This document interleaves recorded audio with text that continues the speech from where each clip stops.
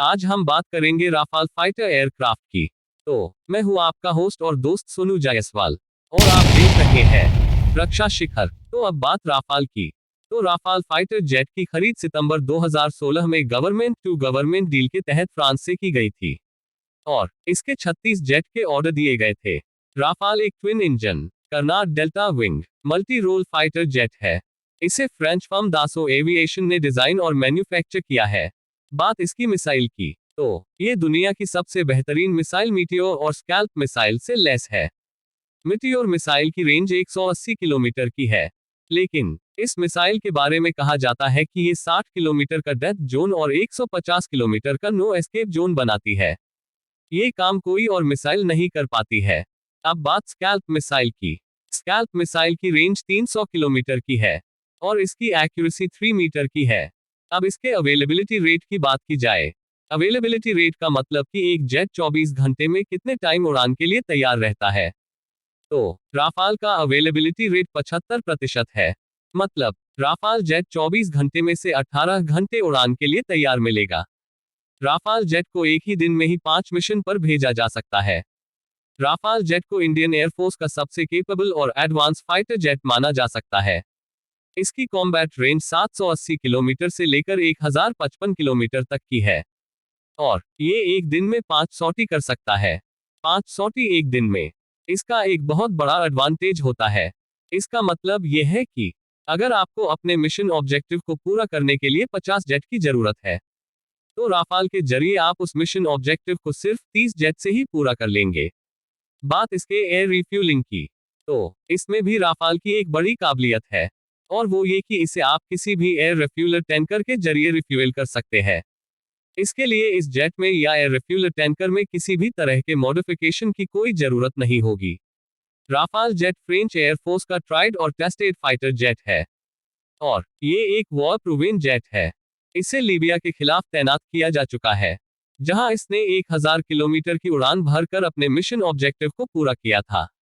बात इसके load factor की, तो राफाल का वजन लगभग 10 टन का है, लेकिन ये 24.5 टन का लोड लेकर उड़ सकता है। इसकी वजन ले जाने की कैपेबिलिटी को देखा जाए तो ये लगभग 2.5 गुना ज्यादा है और राफाल का लोड फैक्टर किसी भी अन्य पैसेंजर एयरक्राफ्ट या किसी भी ट्रांसपोर्ट एयरक्राफ्ट से भी ज्यादा है।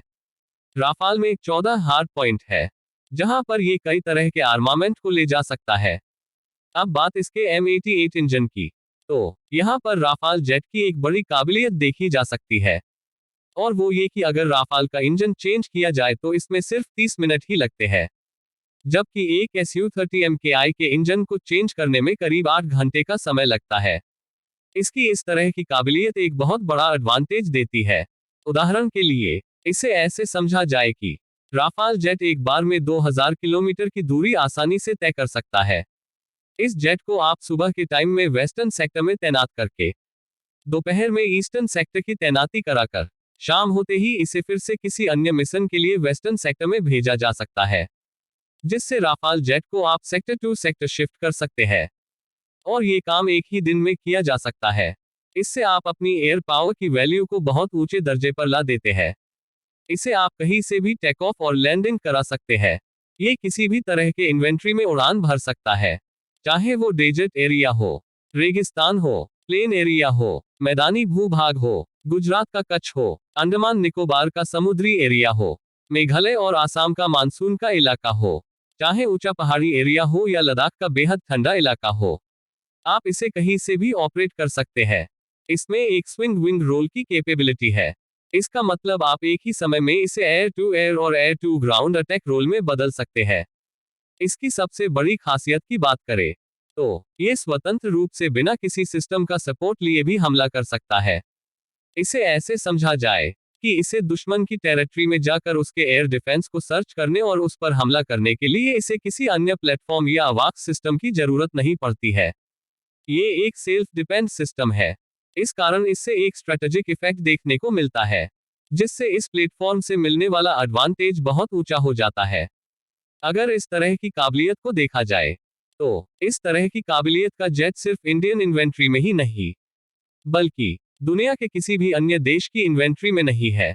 अब अगर इसे F-35 के साथ इसकी तुलना की जाए तो F-35 में कई सारे मेंटेनेंस इश्यू सामने आते हैं, जबकि राफाल के साथ इस तरह का कोई इश्यू नहीं है। तो इन सब तरह की कैपेबिलिटी को देखते हुए हम कह सकते हैं कि राफाल एक बेस्ट एयरक्राफ्ट है हमारी एयरफोर्स के लिए।